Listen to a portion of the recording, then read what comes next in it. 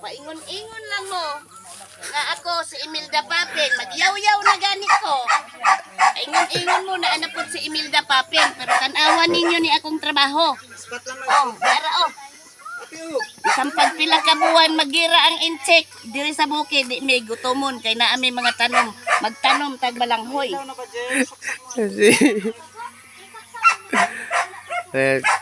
Tatanim namin ngayon. Pangtaguan na gani ang mga incheck ang bugas. Unsa may inyong kaonon be? Daga na po mo nga kang Imelda Papin. Kay diri ang daghang makaon sa bukid. Diyan yung itatanim sa ano guys. Diyan itatanim sa ano ng mga nyug na yan. Yan paikot. Dito kasi guys gulayan mula dyan hanggang doon. Puro gulay na yan na puno na ng tanim. Yan hanggang dyan. Puro tanim na yan guys. Ito kalabasa. Dito mga kalabasa to hanggang doon sa dulo. Yan mga kalabasa tataba. Yan. Doon guys. Dami yan dyan.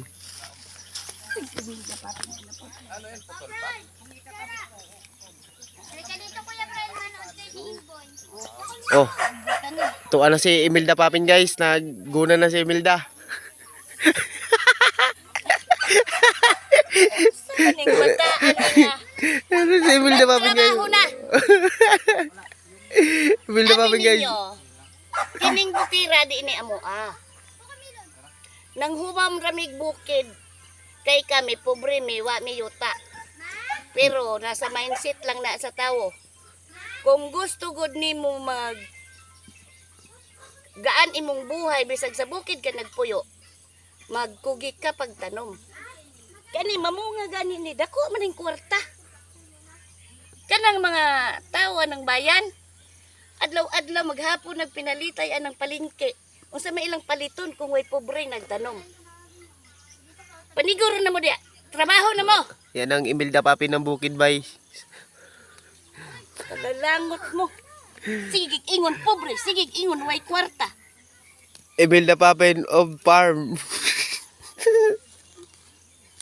Yan guys, yung mga tanim niya. Yan o, dami. Guys, ito mga talong. Nakailang harvest na rin kami. So. Ito guys, puro talong. Gaganda ng bunga guys oh. Gaganda ng mga bunga, dami. Dami guys. Puro talong. Yan guys. Puro talong yan guys, ang dami, daming bunga. Nakailang harvest na rin. Ayun na, nag-ano na. Sundan natin si Imelda Papin guys. Imelda Papin ng Bukid. Ang Imelda Papin ng Bukid guys. Ano, magyaw-yaw na mag-concert na naman to dito sa baba guys.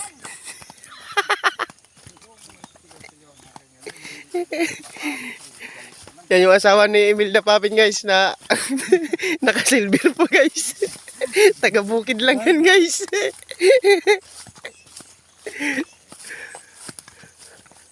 Dito kami ngayon sa Pichayan.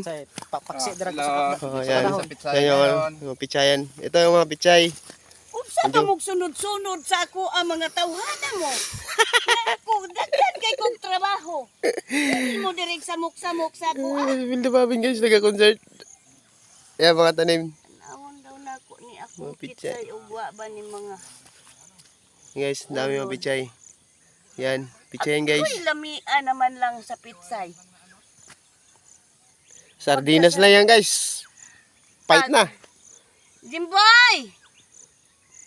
Pagdakop ditong manok kay pwede naman da ini ang pitsay oh. Ay, pabo daw gusto mo.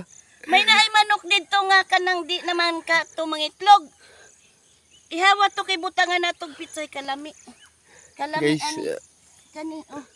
Ako'y kasariwa pagod ano kalutong-lutong pagod sa kanana ang ano guys, mga Pichay.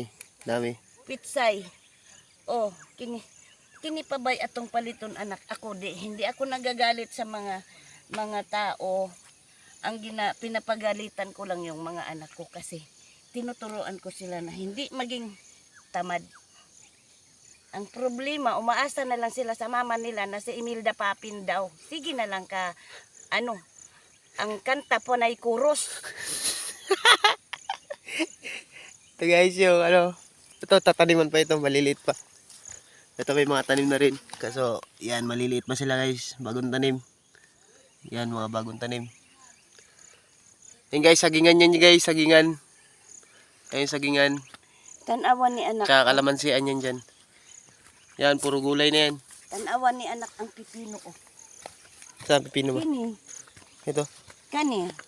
Unyang hapon. Muni imong trabaho. Butangin ni diri og balag. Kay bisag ka ng mubo lang. Kay makaluluoy na ni atong mga tanom. Pag may naani siya gapangan lami ni kay tan-awon kay namitay-bitay ang bunga ani. Yan guys, binigyan na tayo ng trabaho. Mamaya daw. Ani kay sige na lang kag suroy-suroy. Sige sunod-sunod sa ako awa kay nahimong trabaho. Mga ampalaya guys. Dito ang mga ampalaya. Ang iba hindi pa nadamuhan. Yan guys, sa kabila ng bakod na yan. Ano yan kasi mga kambing hindi pa nabibitawan. Diyan yan nakakulong lang dyan sa bakod yung mga kambing.